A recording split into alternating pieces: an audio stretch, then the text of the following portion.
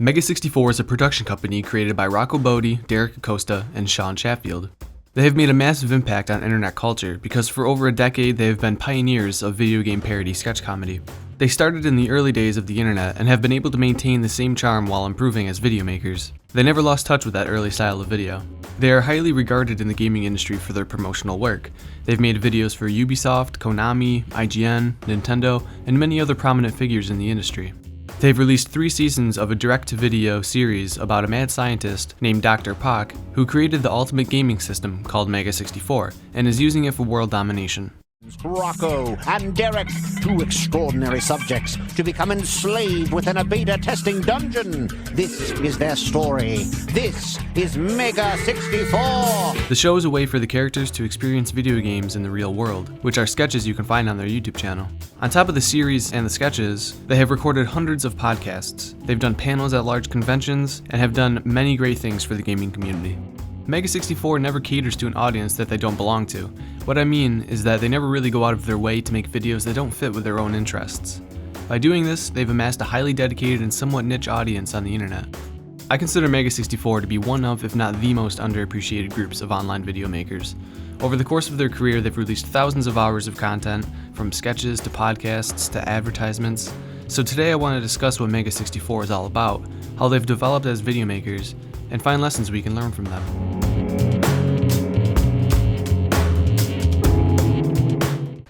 Mega64, such a cornucopia of fond memories for everybody involved. Rocco, Derek, and Sean met in their school's theater club and bonded over video games and comedy. Right off the bat, they formed a creative relationship that came from a place of sincerity and friendship. Their format early on was simple: bring a video game world into the real world and have fun with it. I wish there was a happier story to tell about how Mega64 came to be, but actually, it all starts about a year after I graduated out of high school. When I was in high school, I got really involved in theater, and for every play that I did, I would make all these crazy videos, behind-the-scenes videos, and I was running a website at the time. It was just kind of a creative utopia at the time. And then the year following high school, it was really kind of a downer. It was really depressing. I needed to get involved in something that I loved, and I really did a lot of thinking. And I remember, in one of the many days I was daydreaming during English class, I was doodling and trying to think of some kind of way to mix everything that I like into one complete package. I like acting. I love filming skits. And third, I play an abnormal amount of video games, so gosh, what could I do to merge all of those into one thing? While this idea doesn't sound like anything new, you have to remember they started around 2002 when the internet was still in a very crude state compared to what we have now. Geeks and gamers were just now creating places where they could be part of a community of people with the same interests. It was also the time when the first generation of kids had access to the internet from the beginning of their lives. We were very impressionable at that time, and that early internet culture is something that a lot of us have lived with our entire lives.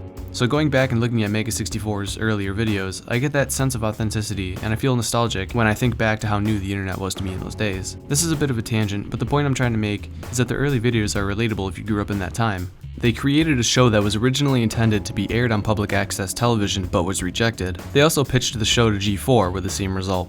Video game music composer Tommy Tellerico encouraged Mega64 to upload the series online, and eventually the series got published by Something Awful. Versions 1, 2, and 3 are available on their website, and since I recently purchased their 10th anniversary box set, I've been able to watch some extra behind the scenes and raw footage, and it's amazing. I'll only show a few short, incomplete clips from that footage because I figured they would want you to buy it to see it for yourself.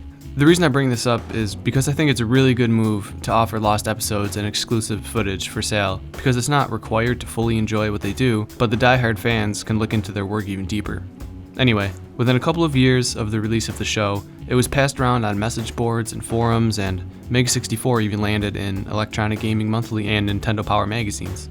The Luigi's Mansion skit was included as a DVD in issue 147 of the official Nintendo magazine. So even early on they garnished a lot of recognition for their work. Their popularity allowed them to network with some very influential people in the gaming industry.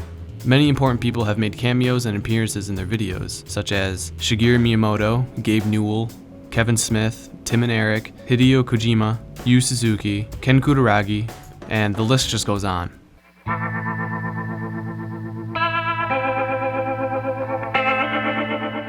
Some of the most informative and interesting content they have made is the behind the scenes footage on their YouTube channel. Anyone who wants to have a better understanding of video making, whether you want to make videos yourself or it's just interesting to know, should watch their behind the scenes playlist.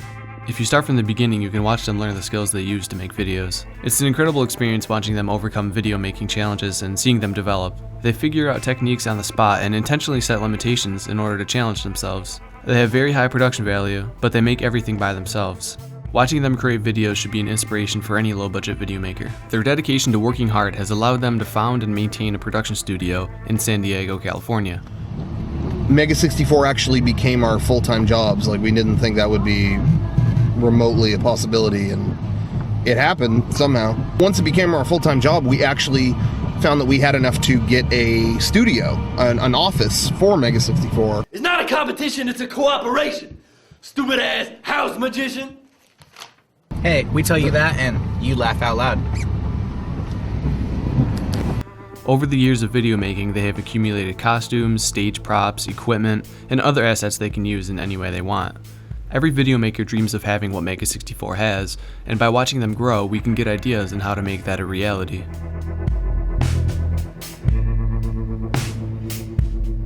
They have a very diverse body of work.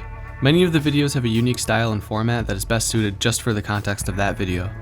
It's impossible to know what they'll release next because they're always experimenting.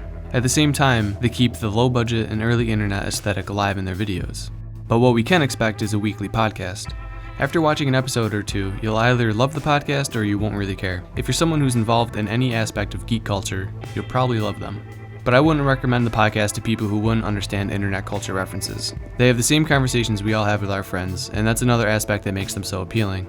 Mega64 Podcast has become one of my favorite podcasts to listen to when I'm doing work.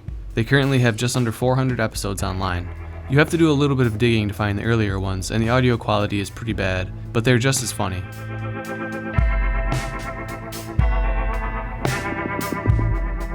There's a lot we can learn from Mega64. From observing the behind-the-scenes footage to gain a perspective on video making, to seeing how effectively they've been able to network with influential people. One of the most important things I've gathered from watching them for so long is how they've stuck with their core audience. They are as dedicated to their fans as their fans are to them.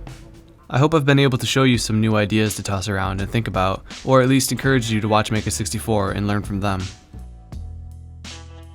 Thanks for watching, and here are some links to Mega64's playlist that you should check out, and in the middle is a link to my previous video. This video took me a long time to make, but it was really great revisiting all the Mega64 content that I love to put it all together. Let me know if you want me to cover other YouTubers in the comments. I have more videos coming out that are about more broad creative concepts on the internet and not just YouTubers. But again, thank you so much for watching, and have a nice day.